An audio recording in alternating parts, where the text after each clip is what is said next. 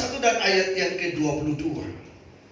Sebab itu buanglah segala sesuatu yang kotor dan kejahatan yang begitu banyak itu, dan terimalah dengan lemah lembut firman yang tertanam di dalam hatimu, yang berkuasa menyelamatkan apa? Jiwa. Jadi nas ini mengatakan bahwa semua yang kotor, kata-kata yang tidak baik itu tadi, ketika kita mendengar, marah, kita dipancing marah. Ya saudara, berapa banyak di antara kita yang sering kali terpancing marah, terseret, terbawa gitu ya. Terbawa sebetulnya, tidak ada niat tadinya, tapi jadi terseret, terbawa gitu ya.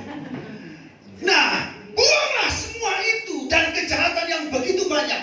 Ternyata Tuhan bisa melihat dalam diri kita, dalam diri manusia, begitu banyak kesalahan, begitu banyak kejahatan, begitu banyak, begitu rupa kehidupan yang tidak berkenan kepada Allah.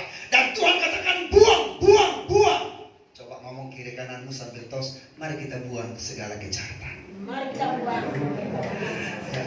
Ya, kita buang segala kejahatan dari diri kita. Jangan lakukan lagi, saudara.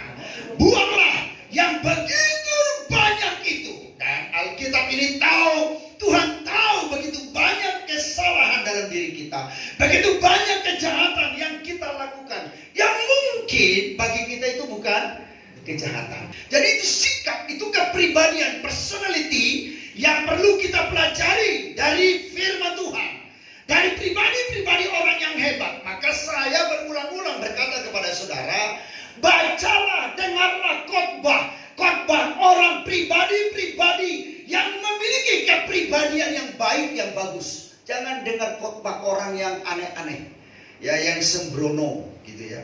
Saudara lihat apalagi di YouTube sekarang banyak orang tidak mau ke gereja, nonton di YouTube aja, khotbah di YouTube. Hari ini banyak bisa saya dengar khotbah, bukan hanya khotbah Pak Nenggolan gitu ya.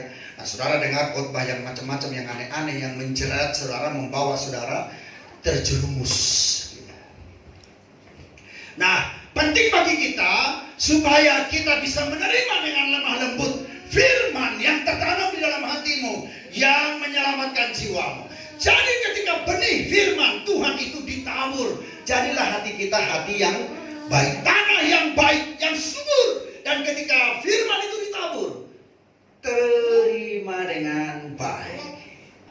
Tetapi hendaklah kamu menjadi pelaku firman, bukan hanya pendengar saja. Sebab jika tidak demikian, kamu menipu dirimu sendiri. Jadi jika ada orang jadi Kristen tapi tidak melakukan firman Tuhan yang dia dengar, yang dikhotbahkan, yang dia baca di firman Tuhan di Alkitab, yang dia dengar melalui rekaman dan seterusnya, maka dia menipu diri sendiri.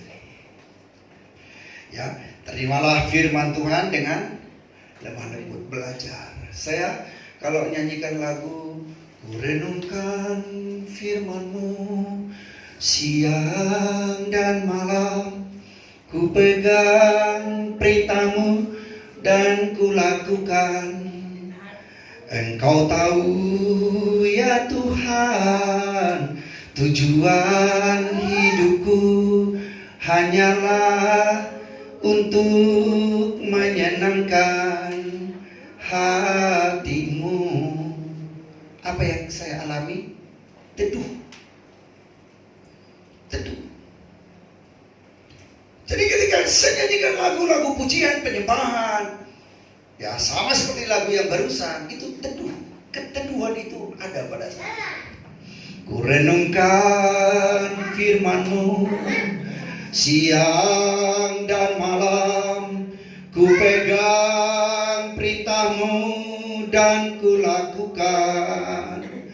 Engkau tahu ya Tuhan, tujuan hidupku hanyalah untuk menyenangkan hatimu.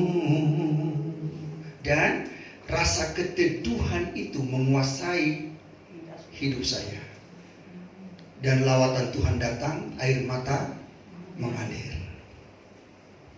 Saudara-saudara, jangan tipu dirimu sendiri.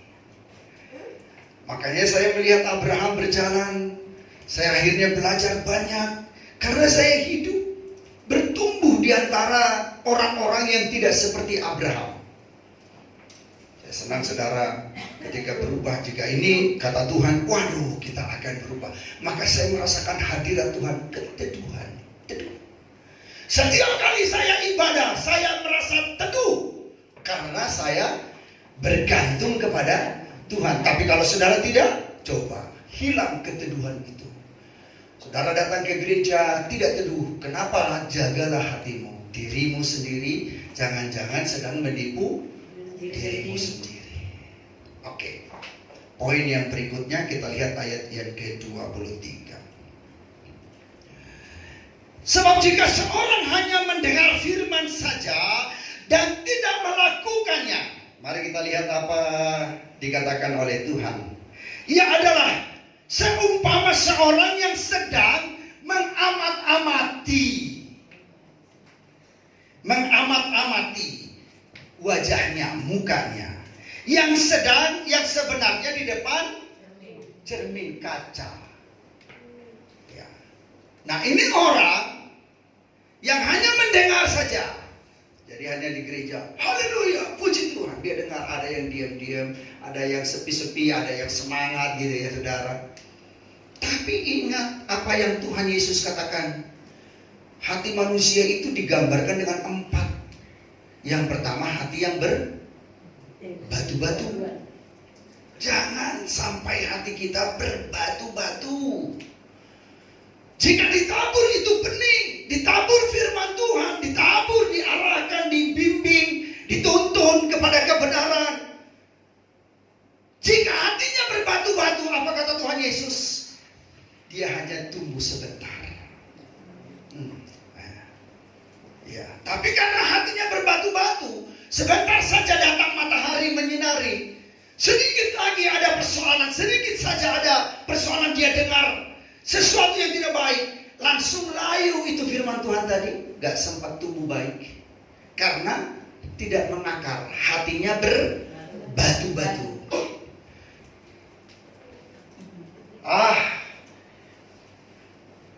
Nah, yang kedua dia katakan apa? Di tanah yang tepi jalan. Yang pertama tadi di tepi jalan, yang kedua di berbatu-batu. Nah, tapi nggak apa-apa saya acak. Yang kedua di tepi jalan. Oh, sebentar dia bersuka cita, tapi sebentar iblis sudah mengambil firman Tuhan itu.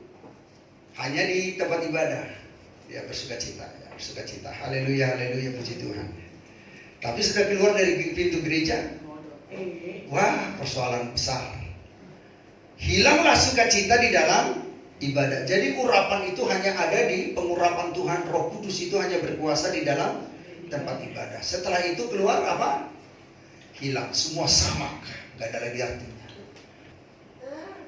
Nah, yang ketiga apa? Disemak duri.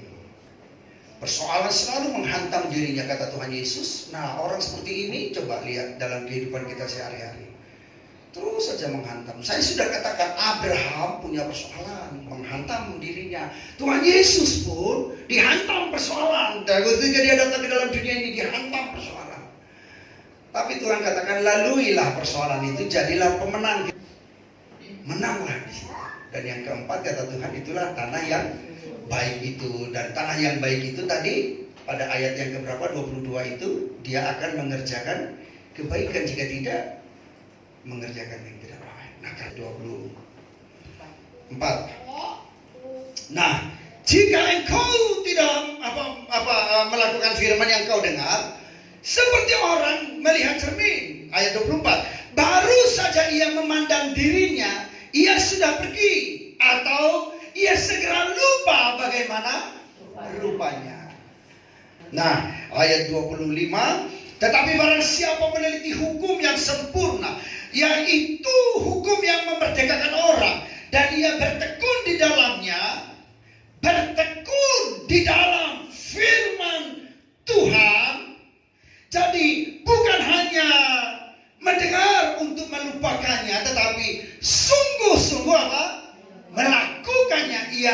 berbahagia oleh perbuatannya. Berbahagialah, berbahagialah, berbahagia. Nah, itu sebabnya jika kita datang beribadah, makan minum dari firman Allah, kita akan dibentuk. Kita akan terbentuk. Jika saudara sudah menjadi Kristen sekian lama, sudah lama, bertahun-tahun, apalagi berpuluh-puluh tahun, tapi kau tidak terbentuk, celaka. Wah, itu ngeri sekali. Engkau tidak mengalami kebahagiaan, apalagi dalam perbuatan. Nah, karena itu dia berkata, jikalau ada seorang menganggap dirinya beribadah, ayat yang ke-26, tetapi tidak mengekang lidahnya, ia menipu dirinya sendiri, maka sia-sialah ibadahnya. Saudara, saya percaya firman Allah ini memiliki kekuatan yang luar biasa. Jadi firman Tuhan dia katakan dalam Alkitab, firman Tuhan katakan begini, dia itu bisa menembus sumsum dan sampai ke tulang. Dia bisa memisahkan sumsum dengan tulang. Wah, ketika kita dengar firman ini harus mengubah kita. Kita harus berubah. Dan biarlah Tuhan memberkati kita semua. Sampai jumpa minggu depan, dan ajak saudara kita yang lain untuk mendengarkan firman Tuhan. Tuhan Yesus memberkati.